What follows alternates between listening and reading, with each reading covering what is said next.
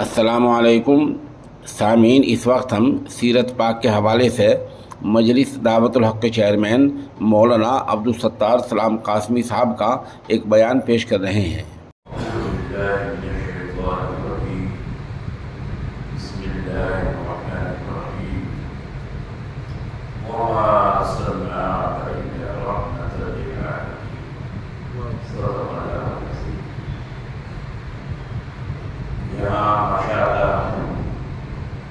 قاری اشرف صاحب اشرف الشعراء نے اور دوسرے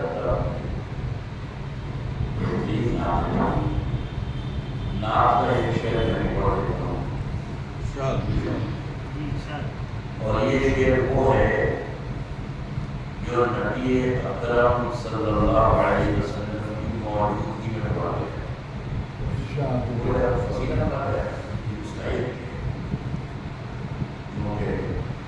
آپ کے ربنا جو وقت ہے وہ وقتی نہیں چھوڑا گزائش نہیں تو ایک شاعر ہیں، ایک صحابی ہیں حضرت زہیر، اور تفصیل یا اجمال میں بھی جانے کا وقت نہیں، وہ حضور کے بڑے مخالف تھے، بدترین دشمنوں سے تھے، ایسے تھے کہ فتح مکہ اللہ کے نبی نے جن 17 آدمی اور 4 عورتوں کے بارے میں وہ جہاں بھی دکھائی دیں ان کا سر قلم کر دو، کعبے کا خلاف پڑھ رہے ہوئے رو رہے ہوں، توبہ دلہ کرنا ہو تو بھی جو ہے ریاض کرنا، ان کا سر قلم کر دینا، ان میں سے یہ خیر مدتوں کے بعد مدتوں کے بعد وہ بھیس بدل کر آپ نے فرما دیا جہاں نظر آیا بدل کر مدتوں کے بعد بھیس بدل کے جسے آج کی اصطلاح کہتے ہیں کہ میک اپ بندے کر کے بھیس بدل کر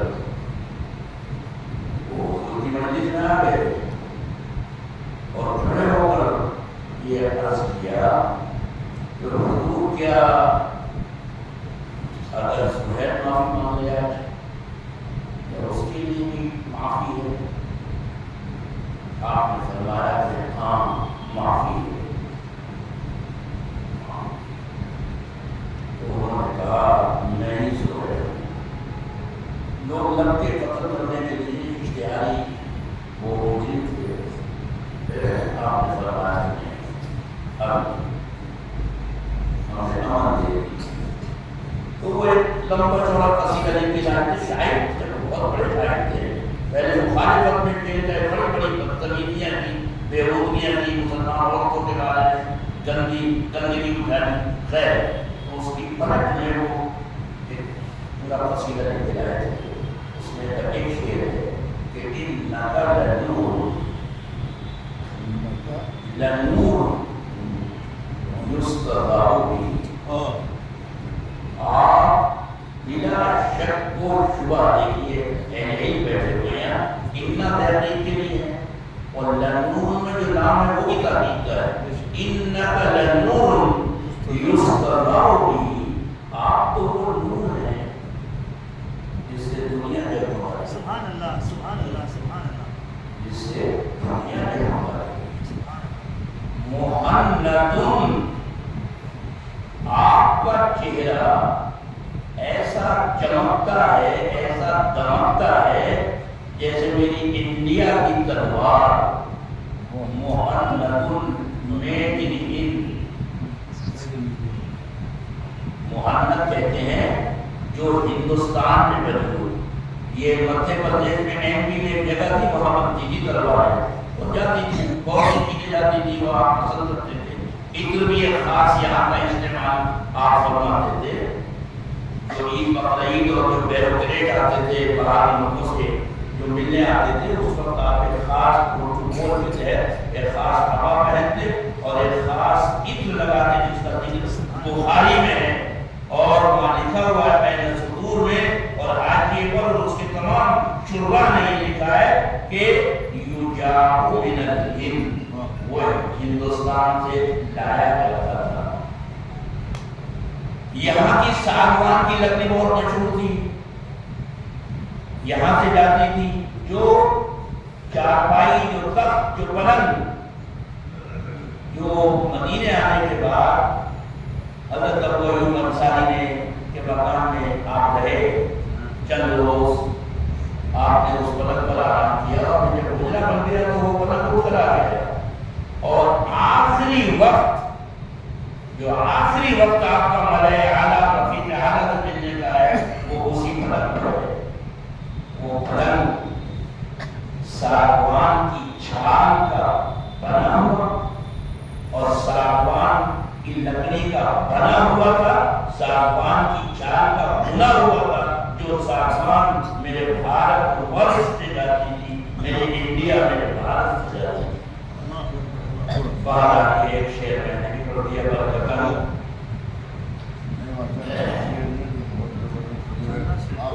ہاں یہ بات اور رہ گئی یقین کی کہ آپ نے یہ شعر سنا، دین سنیا بات، یہ شعر سنا تو آپ اتنے خوش ہوئے کہ اپنی قبلی ان کو إِنَّكَ لَنُورٌ يُسْتَضَاءُ بِهِ مُعَنَّدٌ مِنْ سُيُوفِ اللَّهِ سبحانی اشرف الشعراء بہترین آپ پڑھ رہے تھے، مجھے بھی ذرا سے ایک مقائی کیے کہ بہرحال نبی اکرم صلی اللہ علیہ وسلم کی پیدائش اس مبارک مہینے میں ہوئی ہے، مشہور تہوار ربیع الاول ہے، محققین کے یہاں یا 8 ربیع الاول ہے یا 9 ربیع الاول ہے، اور ہمارے سنبل میں سنبل کو ہم جانتے ہیں تو، اور پورے مغربی اتر پردیش میں، مغربی یوپی میں سنبل کو ہو، اور مولانا جو ہے غلامپور میں، تو پورے مغربی یوپی میں بلکہ اس سے بھی آگے بہار میں اور کہاں کہاں اس تاریخ کو 12 وفات کہا جاتا ہے، 12 وفات یعنی وفات۔ یہ مہینہ آپ کی پیدائش کا بھی ہے، آپ کی وفات کا بھی ہے، اور آپ کی ہجرت کا بھی ہے، جس نے کایا پلٹ کی۔ میں تفصیل نہیں کر رہا، چند باتیں یاد کرتی ہیں۔ دیکھیے ایک آیت کی میں نے تلاوت کی، اور آیت صرف قرآن کے تلاوت صرف قرآن کے پڑھنے کو کہتے ہیں، کسی دوسری کتاب کے پڑھنے کو تلاوت نہیں کہتے۔ اس کی وجہ یہ ہے کیونکہ میں لغت کا ایک طالب علم ہوں کہ تلاوت کے معنی ہے تلویتو تلایتو تلوت و تلاوتن قرآ و تلا خلفہو، پڑھا اور پڑھ کر پیچھے چلا، یعنی پڑھو اور فالو کرتے جاؤ، پڑھتے جاؤ قرآن اور اس کو فالو کرتے جاؤ، اس کے پیچھے پیچھے چلتے جاؤ۔ یہی وجہ ہے کہ حضرت عبداللہ ابن مسعود رضی اللہ تعالی عنہ کی روایت ہے جو بخاری میں ہے، مسلم میں، ترمذی، تمام کتب سیاح میں ہے کہ ہم صحابہ 10 آیتوں کا سبق لیتے تھے، وہ 10 آیتیں جب رچ بس جاتی، حلال اور حرام جو ان میں ہے ان کی تمیز ہمیں ہو جاتی، حلال اختیار کرتے، حرام سے بچتے، امرہ بنایا، کس چیز کا حکم دیا ہے وہ کرتے، اور جن سے روکا ہے وہ رک جاتے۔ تو اب اگلی 10 آیتوں کا سبق دیتے ہیں۔ تو تلاوت کے معنی ہے جو پڑھو اس کو فالو کرو، زندگی میں لاؤ۔ اللہ فرماتا ہے وَمَا أَرْسَلْنَاكَ إِلَّا رَحْمَةً لِلْعَالَمِينَ۔ میں اس آیت کے ترجمے کی طرف نہیں جا رہا ہوں، میں اس کی طرف اشارہ کر رہا ہوں کیونکہ یہاں ایک موجود ہے۔ اللہ کہہ رہا ہے ہم نے آپ کو رحمت للعالمین بنا کر بھیجا ہے۔ دیکھیے پہلی جو سورہ فاتحہ میں الحمدللہ رب العالمین، عالمین کا لفظ ہے، عالم کی جمع ہے، آگے عالمین ہے، اور قرآن کے بارے میں بھی ہے کہ ذکر للعالمین، وہ عالمین عالم کی جمع ہے جناب، اور یہ مذکر کی جمع ہے، مذکر عاقل کی جمع ہے۔ عالمین کہہ کر آج سے 1500 سال پہلے اللہ نے یہ اشارہ دے دیا کہ سائنس تو 1500 سال کے بعد تحقیق کرے گی، ریسرچ کرے گی، کروڑوں اور کھربوں ڈالر اور پاؤنڈ خرچ کر کے یہ پتہ لگا لگائے گی کہ چاند میں زندگی ہے اور مریخ میں زندگی ہے اور فلاں سیارے میں زندگی ہے، اللہ نے پہلے کہہ دیا کہ وہ عالمین کا رب ہے اور آپ عالمین کے لیے رحمت ہیں، یعنی جتنے بھی عالم ہیں، جتنے عالم ہیں وہ ان سب کے اندر زندگی کا ثبوت قرآن کے اس ایک لفظ نے دے دیا کہ تمام عالموں کے اندر زندگی ہے۔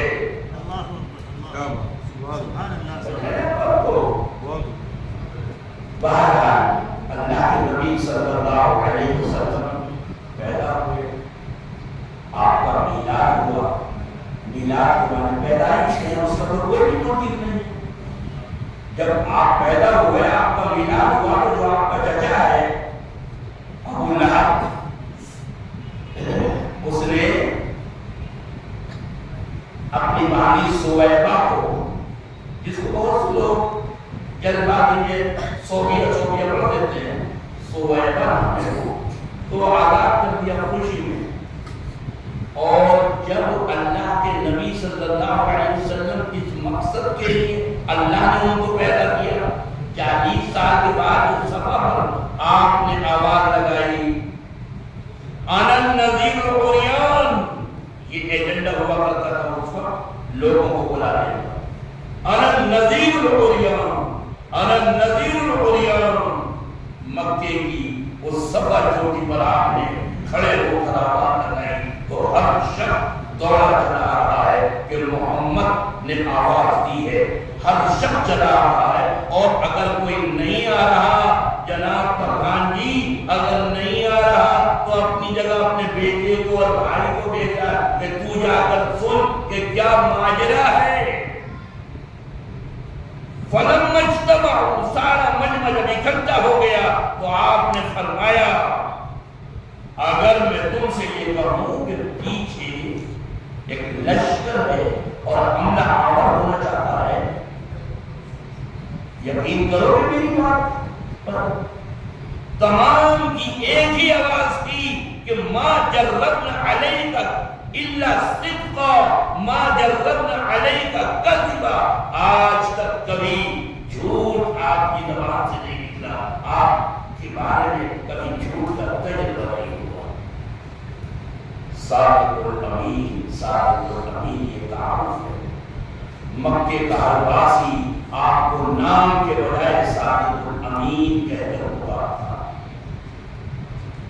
ابو سفیان نے ہرقل کے دربار میں، یہ ہرقل کی لفظ ہے اور یہی مشہور ہے، اور ہرقل بھی اس کی بھی اجازت ہے، ہرقل بھی لفظ ہے اور ہرقل بھی ہے، خندق کے وقت میں ہرقل، لیکن مشہور ہرقل ہے۔ اس کے دربار میں جب ابو سفیان وغیرہ جو بدترین دشمن اس وقت جب سوالات کیے ہرقل نے، اس میں سے یہ بھی یہ پوچھا کہ کبھی جھوٹ بولا ہے انہوں نے؟ تو ابو سفیان کہتے ہیں کہ صرف اس ڈر سے، شرم سے کہ یہ لوگ مکے جا کر مجھے جھوٹا کہیں گے۔ عربوں میں بہت سی خرابیاں، بہت سی برائیاں تھیں، مگر کچھ پرمپرائیں، کچھ روایات، اقدار و ویلیوز ایسی بھی تھی کہ جو آج ہم میں نہ پائی نہیں پائی جاتی۔ تاکہ لوگ مجھے کہیں گے جھوٹا مشہور ہے، کہا نہیں، آج تک جھوٹ ان کی زبان سے ہم نے نہیں سنا۔ تو اس کا تبصرہ تھا کہ جو شخص لوگوں کے بارے میں جھوٹ نہیں بول سکتا وہ خدا کے بارے میں نہیں جھوٹ بولے گا۔ اللہ کے نبی صلی اللہ علیہ وسلم دنیا میں آئے، پیدائش آپ کی ہوئی، آپ کو معلوم ہے آپ کے والد کا آپ کی پیدائش سے پہلے انتقال ہو گیا، عبداللہ کا انتقال ہو گیا۔ تجارت کے لیے گئے تھے ملک شام، وہاں سے واپسی میں بیمار ہو گئے مقام ابو عمر، تو عبد المطلب نے اپنے بڑے بیٹے کو، اور میرے جب جو میں بات کہہ رہا ہوں، اپنے بڑے بیٹے زبیر کو، اور بہت سے محققین نے جس میں مغزائی ہیں اور ابن زید ہیں اور بڑے بڑے اہل علم ہیں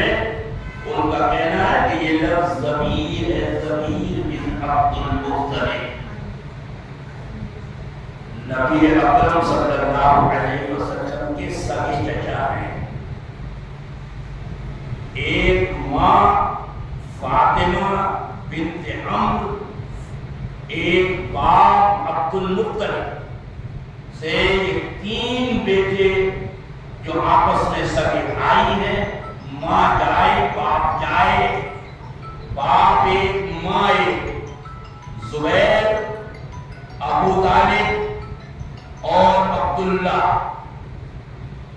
ये तीनों सगे भाई। और उस वक्त के कबायली सिस्टम के लिहाज से भी जो आज हम देखते हैं खाप के अंदर जो कबायली सिस्टम है, बाप के बाद बड़ा बेटा ही जिम्मेदार होता है तमाम मामला का। छोटा बेटा छोटा भाई दखल नहीं दे सकता, बड़े भाई के सामने बाप की जगह होता है। उसूल बाबा में ये लिखा है, अल-इस्तिआब में ये लिखा है, तमाम तारीख की किताबों, सीरत की किताबों में ये लिखा है कि जुबैर काना वसीया अबीही, अपने बाप के वसी थे, जानशीन थे। उनकी मौजूदगी में अबू तालिब या किसी की मजाल नहीं थी कि वो रसूलुल्लाह की कफालत कर लेते। सुन लीजिए, ये जो एक मशहूर है कि अब्दुल मुत्तलिब के इंतकाल के बाद फौरन अबू तालिब आ गए। ये पूरी तारीख को, पूरी सीरत को एक खानदान के गिर्द घुमाने का मामला है। जुबैर को सिरे से स्टेज से हटा दिया।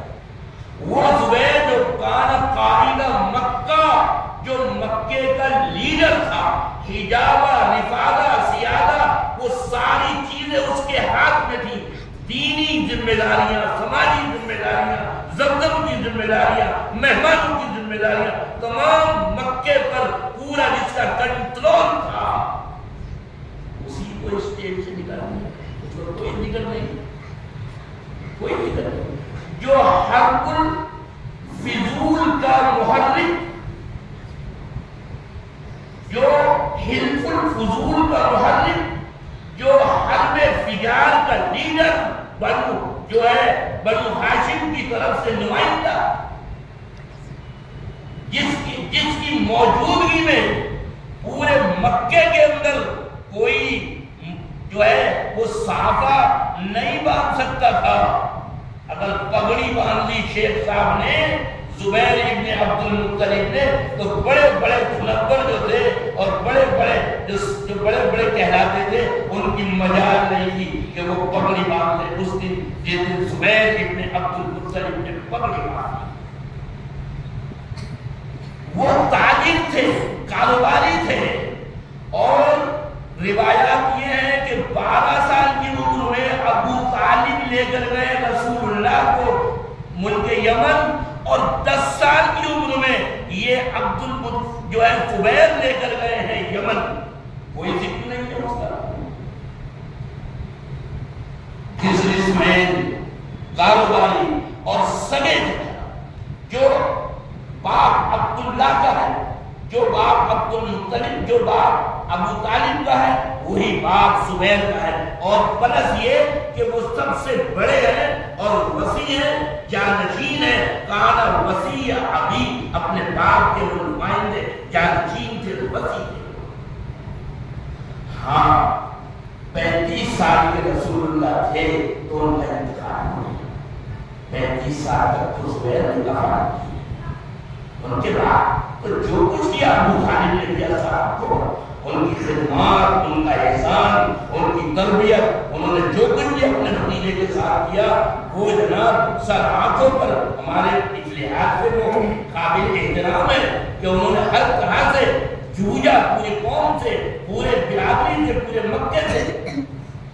35 साल तक जुबैर उनका कोई स्टेज से वो है। आज खुशी का मौका है, बेहद खुशी है। हम बैठे हैं इस खुशी के दिन कि रसूल अकरम सल्लल्लाहु अलैहि वसल्लम दुनिया में तशरीफ लाए। और रसूलुल्लाह के लिए खुशी का दिन वो था مکے میں فاتح مکہ کی حیثیت سے داخل ہوئے. 10,000 کمانڈوز کے درمیان اللہ کا رسول اونٹنی پر خانہ کعبہ کا طواف کر رہا ہے اور اس اونٹنی ناقہ پر آپ کے پیچھے آپ کا نواسا علی بیٹھا ہوا ہے. سن لیجیے، آپ کے پیچھے اونٹنی پر آپ کا نواسا علی بیٹھا ہوا ہے. آپ کہیں گے کہ علی نواسے کہاں سے آ گئے؟ بھئی آپ نے حسن حسین سنے، جو کچھ سنا بیٹی کو وہ ایک ہی بیٹی کو سنا، فاطمہ. انہیں کو جو ہے خاتون جنت بتایا گیا جمعے میں کہ خاتون جنت فاطمہ زہرا.